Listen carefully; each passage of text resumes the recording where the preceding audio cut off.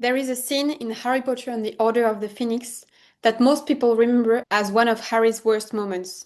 He destroys Dumbledore's office completely, furiously, uncontrollably, just after Sirius's death. And Dumbledore just stands there, doing nothing. It's not in the films, it's in the books.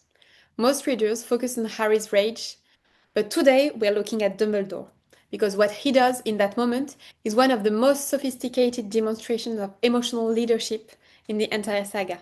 It has everything to do with a psychological framework called the Karpman Triangle. Maybe you heard about it before. Welcome, witches, wizards, and magical souls. I solemnly swear that your magic is limitless. So here is the framework in 30 seconds.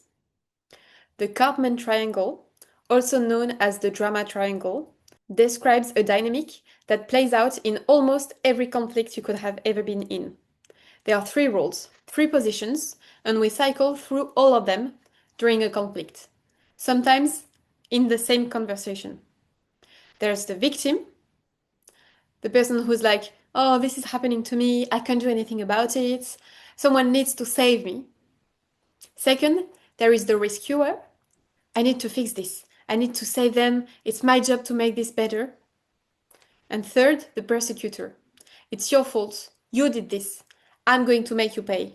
Maybe this sounds familiar. Maybe you have more affinity with one of these three roles, but actually, you're going to watch what happens in Dumbledore's office after Sirius dies. Harry is in full victim mode. Sirius is dead because of you. You hid things from me. This is your fault. Then he shifts to Persecutor. He destroys the entire office. He destroys Dumbledore's objects, his precious objects. He's attacking Dumbledore physically, verbally. He's waiting unconsciously for a rescuer. That doesn't come. But he's looking for someone to make the pain stop, someone to take the blame, someone to fix it. And Dumbledore refuses all of the roles. He's taking none of them. That refusal, that quiet, devastating refusal, is what changes everything in this scene, and in life in general. So let's go back more precisely to this office. Harry has just watched Sirius die, fall through the veil in the Ministry of Magic by the hand of Bellatrix Lestrange in the Department of Mysteries. Sirius was the person he loved the most in the world, his godfather, the closest connection to his parents, the one person who had made him feel like he had a family, and he's gone forever. So now he's standing in Dumbledore's office, and he has everything he has been building all year, the isolation, the anger, the sense of being kept in the dark, the rage of being ignored, explodes at the same time. He destroys everything, he screams, he accuses, like, I don't care, I've had enough, I've seen enough, I want out, I want to end it, I don't care anymore, let me out. And Dumbledore closes the door because he wants to talk to Harry, and he stands still. He doesn't answer, he doesn't defend himself actually. He doesn't get angry back.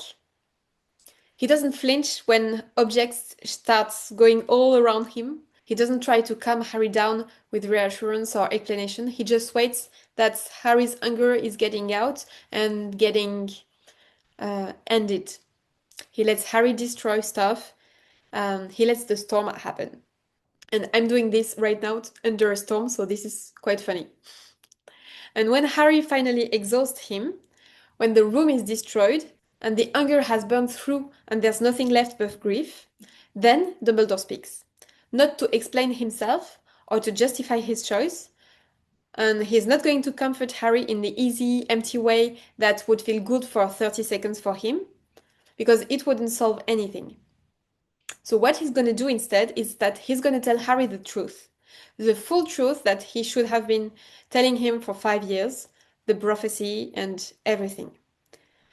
From a complete place of calm, complete presence, and complete refusal to be anything other than what the moment actually needed. So let's unpack the Karpman Triangle correctly. Because once you see it, you'll see it everywhere around you. Stephen Karpman, who was a psychiatrist who identified this pattern in the 1960s. And it's been showing up in human relationship probably for as long as humans have had relationships, ever since. The trap of this triangle is all three roles feel justified in the moment. The victim genuinely feels powerless, the rescuer genuinely wants to help, the persecutor genuinely believes the other person is responsible. But all the three roles keep you stuck, because the victims give away the power. They're waiting for someone else to make it better. The rescuer takes on responsibility that isn't theirs, and he burns out and creates dependency. And the persecutor releases emotion, but towards a target, not towards a solution. None of these three roles move towards anything forward. They are just a cycle. Victim becomes persecutor, persecutor becomes victim, rescuer becomes the new target, and so on, round and round forever. Unless if someone breaks the pattern. And in Harry Potter, this triangle is everywhere. There are so many examples. For example, when Harry rushes to the minister to save Sirius, he's the rescuer. When he's getting Sirius killed in the process, not voluntarily, but still, he's becoming the persecutor. Drowning in guilt and rage afterwards, he's becoming a victim. Snape persecuting Harry in every potion class is the persecutor. Harry, spending years in a victim mindset towards Snape, victim. During Harry Potter 5, Hermione is calling Harry out and telling him, "Stop playing the misunderstood one, Harry." She's trying to interrupt the pattern, but she doesn't manage to. Dudley is bullying Harry for years, persecutor.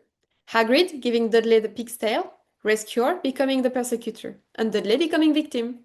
The triangle spins, the roles swap, nobody wins. Can you see that? This is so frustrating, from the outside point of view, of course. And nobody wins until someone refuses to play. And this is exactly what Dumbledore does in that office. He refuses the triangle pattern, entirely. At first, Harry is trying to cast him as persecutor. "You did this is your fault." Dumbledore doesn't accept the role, he doesn't defend himself against it, which would put him in a victim position. He doesn't try to rescue Harry either from his feelings, which would make him the rescuer position. He stays in the fourth position, the one that the triangle doesn't have a name for, the leader. The leader is outside of the triangle. He's not above emotion, because Dumbledore is visibly moved in that scene. There is real grief in him for Sirius, real regret for how he handled Harry's year. There is a real weight in what he's about to reveal. So there is emotion. He doesn't let his emotion run the room, and that's the difference. He stays present, he stays grounded, he stays in his responsibility, his own responsibility, without taking Harry's. And crucially, he doesn't react. He responds. And there is a profound difference here. Reacting is automatic.